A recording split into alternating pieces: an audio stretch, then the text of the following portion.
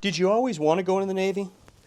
You know, I wanted to go in the Navy because I was a free diver. Uh, Living on the coast of California there, go out and get abalone and lobsters, langustas, and I thought, if I could be a Navy frogman, that would be ideal. Well, like I said, there was no mention of any SEALs at that time, so I was getting in the I came in the Navy just to be a frogman, and I succeeded in doing that. And How old were you? well, I went into the fleet when I was 18, and I was aboard a what they called a DLG, a destroyer light guided missile cruiser, and I spent a year on that, and then I got off of that and went to UDT training in '66. But didn't you start when you were 17? Didn't you? I did, but I just joined when I was 17, and then I had to go to radar A school, and it was over a year before I actually got out into the Navy and was on a ship, and then I went. At 17, do your parents have to give permission for you to go in the I military? think my mother did have to sign for me to go in. Okay. And the other thing was I had graduated from high school when I was actually 16. I turned shortly after that I turned 17, but so I was behind the power curve for going to the Navy because they actually wanted you to be 18, and they come in at 17 with a waiver. So when you join the Navy, is the Vietnam War going on at that point? It wasn't. I mean, we had people over there, but we weren't admitting to it. Okay. How long how long before you're in the Navy does Vietnam start? If you remember. I don't know what the official start date was. Uh, I think probably 65 Okay. was the official start date, but we weren't, we were sending special forces advisors over there and doing stuff like that. And, Mm-hmm. I don't think any SEALs got there till probably 66 or 67. Okay. So, and there was also one UDT team, UDT 13, that went there.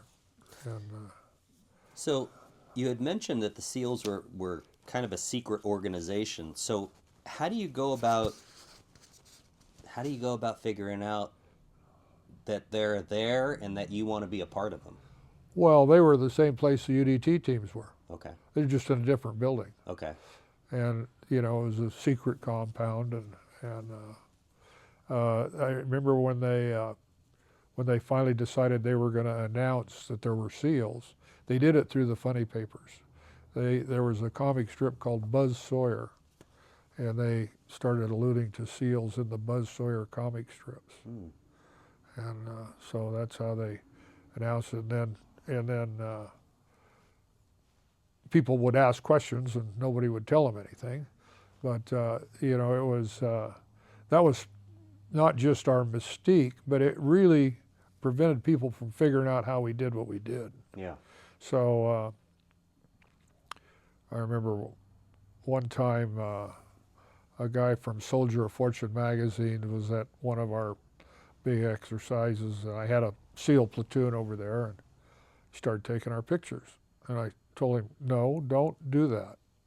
He said, press, blah, blah, blah. So my guys took his camera away and exposed all his film and gave him his camera back. And, he whined and pissed and moaned about it, but that's the way it was in those days. Yeah. We just were not interested in any kind of publicity. Yeah. One of the other things that stuck in my mind as a young SEAL was, and actually when I was in UDT also, were the guys who were scheduled to go to the Bay of Pigs. The UDT and the early SEALs were scheduled to go down and participate in the Bay of Pigs invasion.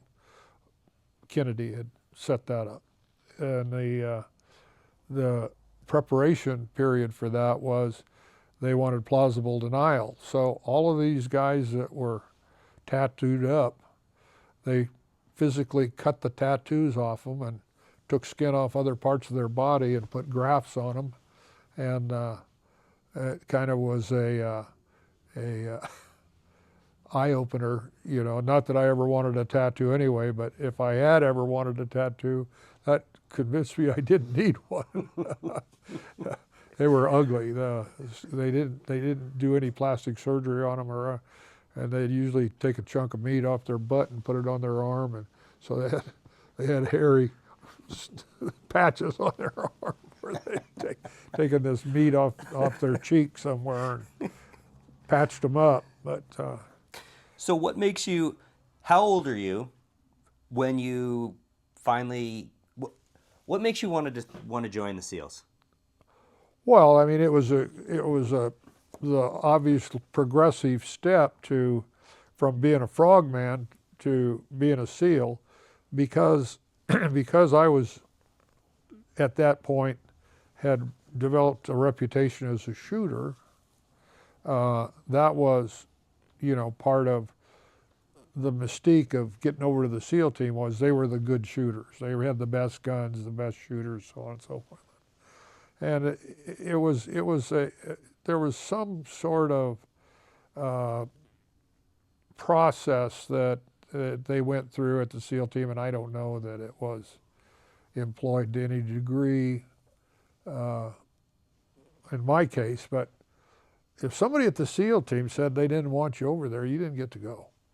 So you had to volunteer from the UDT teams. You had to do a cruise as a UDT sailor, an underwater demolition team sailor, and I went to the Mediterranean and did a cruise down there, and then I came back and put in my papers requesting to go to the SEAL team. Well,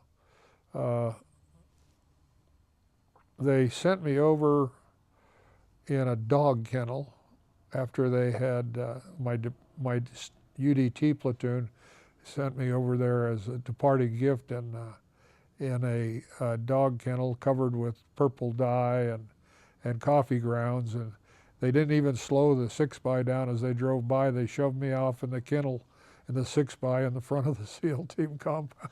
Wait a minute. They put you in a kennel and just kicked you out. Kicked me off. Well, they were going slow. But anyway, they said they put me in a kennel because as they were holding me down to try to spread the dye on me, I bit a chunk out of a guy's belly. So they said, if you want to act like a dog, we're going to treat you like a dog.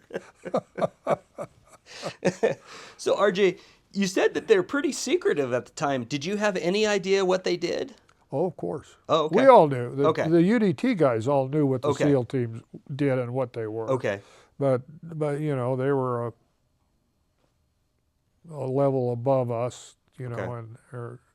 How about this? You said you had developed a reputation as a shooter. Yeah. Were there competitions going on? How did the people recognize there were you? Navy competitions going on, and I was already competing in Navy competitions as a UDT guy, and I was doing well in them. And then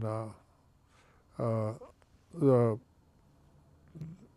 philosophy at the SEAL team at that point in time was that you didn't have to be a marksman, more or less.